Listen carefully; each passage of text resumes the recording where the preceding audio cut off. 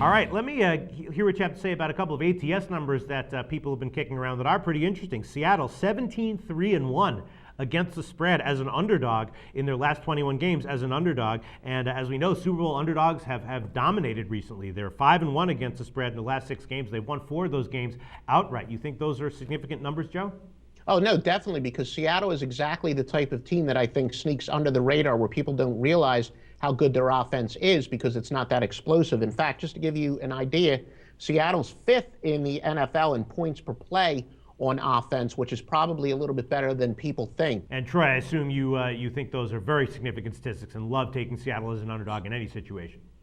Absolutely. I think that Seattle doesn't get enough credit, as Joe said, being up here in the far, far west. It's typically a team like the Denver Broncos have been a sexy team all year, and you got to love betting guys like Peyton Manning because he's going to put up points.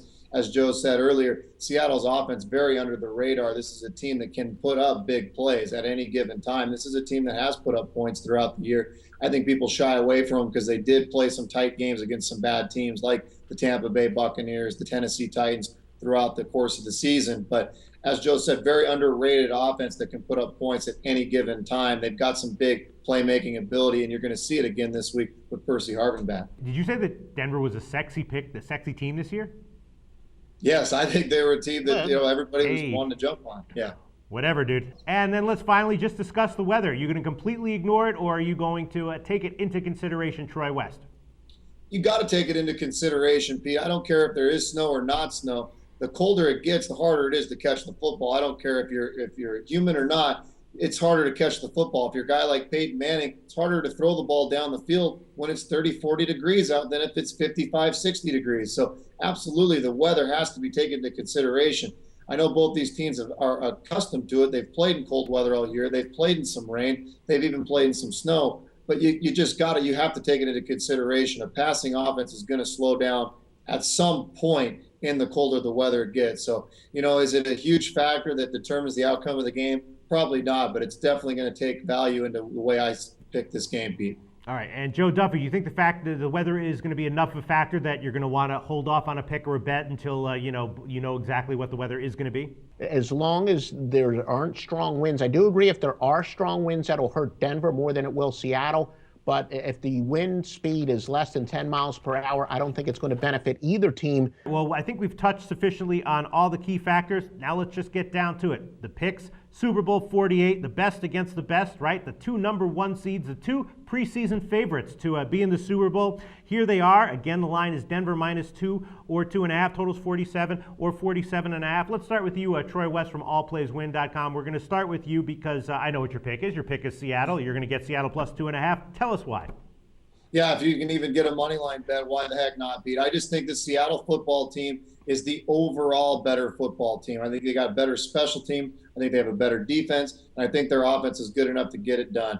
This is a team that played a better strength of schedule. You got to remember, Pete, this is a team that played the 49ers 3 times. They went into Carolina and won a football game.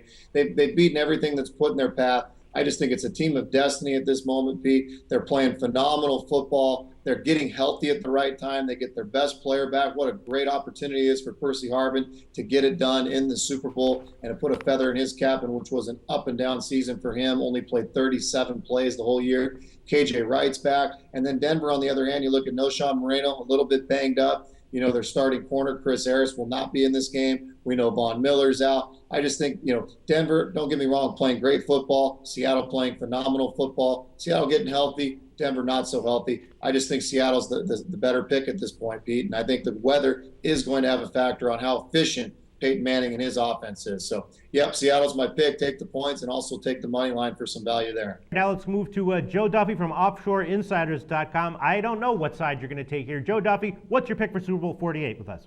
Well, my official pick, and everybody watching this, they get a side and a total. I'm going to go with the under, and in fact, lock in as soon as you can because, as I said, I think if there's bad weather conditions, there might even be a good middle opportunity if you lock in on the under right now. But as I always say, that handicapping totals in football and basketball is so much more about pace than offensive or defensive competence.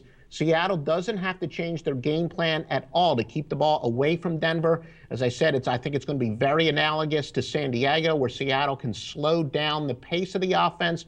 They're going to be much fewer offensive snaps for Denver as a result. It's a pretty high total, and I do think it's going to, as I said, emulate the 3 games against San Diego. It's going to stay under the total, but get down now just in case weather artificially drops that total, and we may look at a possible middle. Well, there we go. Troy West from allplayswin.com and Joe Duffy from offshoreinsiders.com. Not really disagreeing with each other here much in this call, and one giving a side, one giving a total. Troy West from allplayswin.com recommending Seattle plus 2.5, and Joe Duffy from offshoreinsiders.com recommending the under 47.5. Great preview, guys. Thanks so much.